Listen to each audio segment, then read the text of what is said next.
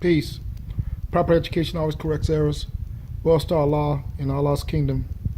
There's something that's been on my mind for like the last 24 hours. Last night, a young man that's connected to me on Facebook hit me up on the inbox, and I don't know if he was depressed in the moment or if he was depressed in general, but he asked the question, why do you care?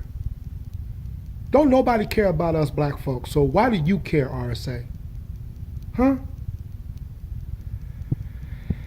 The answer I gave him I don't think was adequate. I mean, it may have consoled him at the particular moment, but I don't think it was adequate because I would have wanted to be there in person. Listen to that young brother just a little bit.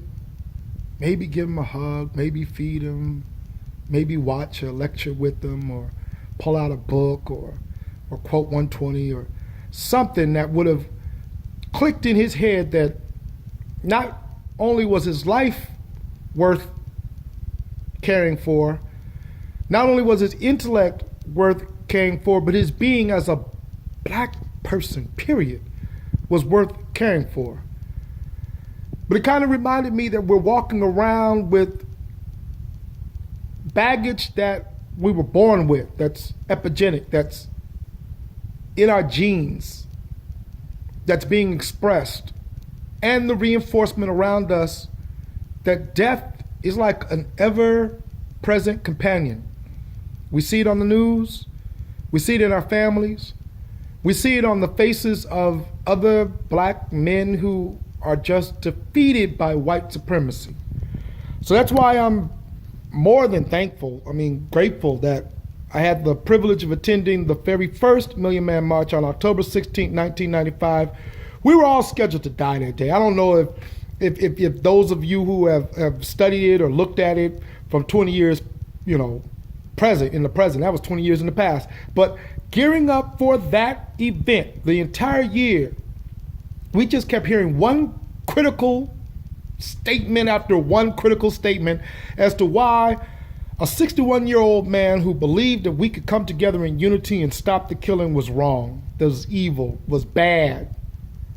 But we heard so much love come out of his mouth towards us that we responded not 1 million but 2 million strong and said, Minister Farrakhan, we will go back and do our best in order to make our community greater.